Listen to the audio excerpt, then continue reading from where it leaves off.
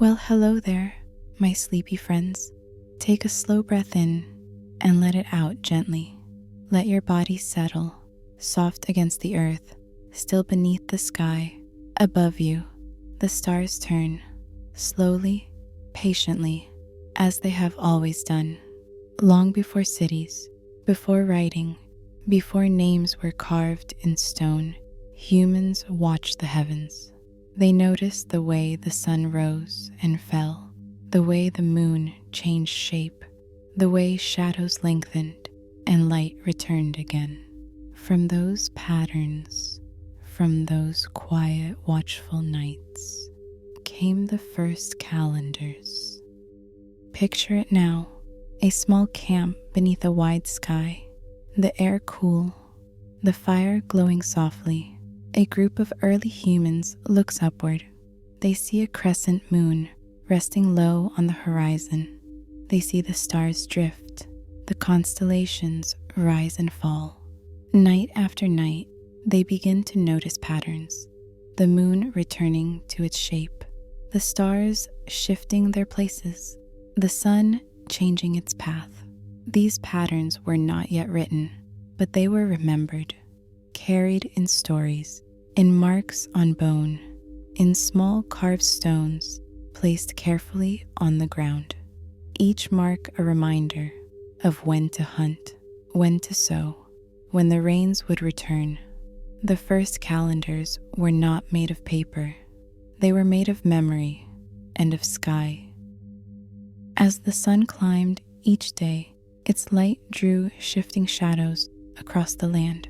Someone, long ago, noticed a rock's shadow stretched longer in winter, shorter in summer.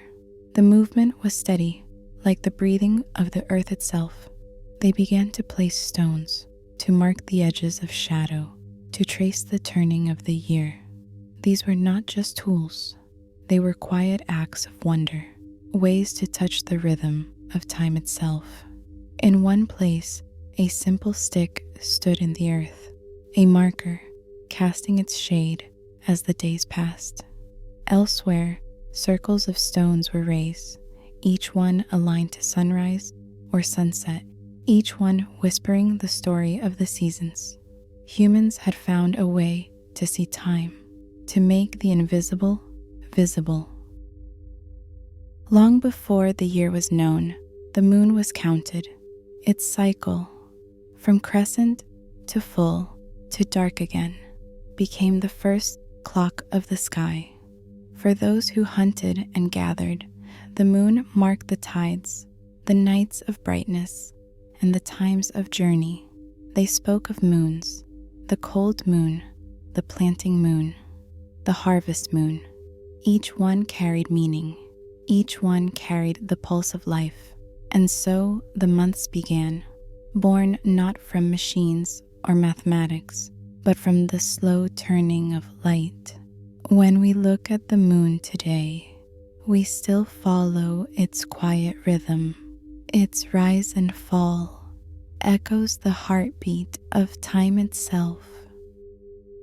As people settled, as villages grew beside rivers and plains, the need for order deepened.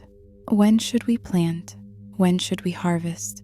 When should we prepare for the flood, for the heat, for the cold? The answer was written above. And so the first builders of time emerged. Priests, astronomers, sky watchers. They marked the rising of the Pleiades, the length of shadows, the returning of the sun. In Egypt, the Nile's flood was predicted by stars. In Mesopotamia, clay tablets tracked the moon's journey. In Mesoamerica, the sun's path was carved into stone. Each civilization, each people, listened to the same sky and found their own rhythm in it. Calendars became sacred. They were not just tools for time, but bridges between heaven and earth. Through them, humans spoke to the cosmos, and the cosmos answered in light. Time moved in circles. The people knew this. Each season returned, not identical, but familiar. The spring, a breath of renewal. The summer, a blaze of light. The autumn, a gentle fading. The winter, a deep rest. And so the year became a circle, an endless turning, a wheel that never stopped. Festivals were born. Ceremonies marked the solstices. Fires were lit to greet the sun's return.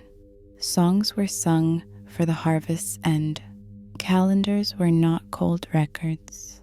They were living companions. They moved with people, with crops, with the changing of the world. Every mark of time was also a reminder that life, too, moves in cycles. Even now, the oldest calendars remain, carved on bones, etched into cave walls, laid out in ancient stones. Each one still whispers its purpose, a message from ancestors to anyone who still watches the sky. They tell us that time was not invented, it was discovered. Discovered in the way the sun returns, in the way shadows fall, in the rhythm of breath and tide. We live still within those same rhythms, the same dawns, the same moons, the same turning of the year. As centuries passed, the calendars changed. Days were divided, numbers added, months named and renamed, but the essence remained. To mark time is to remember. To measure the seasons is to belong. Even now we still watch the sky, waiting for the new year, for the full moon, for the sunrise after a long night.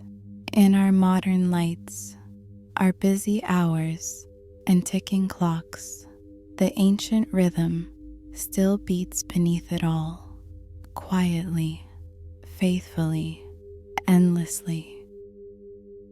Even now, the rhythm of the sky moves quietly around us, though our lives are filled with clocks, calendars, and schedules. The same sun rises and sets, the same moon waxes and wanes, the same stars wheel above, steady and patient. We may not carve stones to mark the seasons. We may not track the moon with careful hands, but deep within us, the rhythm persists. Our bodies follow cycles of sleep and wake, of growth and rest, of quiet reflection and gentle movement. Think of a morning sunrise. Its light falls across the earth, touching faces, trees, and rivers. It is the same light that greeted the first observers, the same dawn that inspired humans to mark the turning of the year. And at night, as the moon rises and shadows stretch, we are connected to those who first looked up and wondered, who whispered to each other about the shapes of the stars, who counted moons, who marked the passing of time with simple acts of care and memory.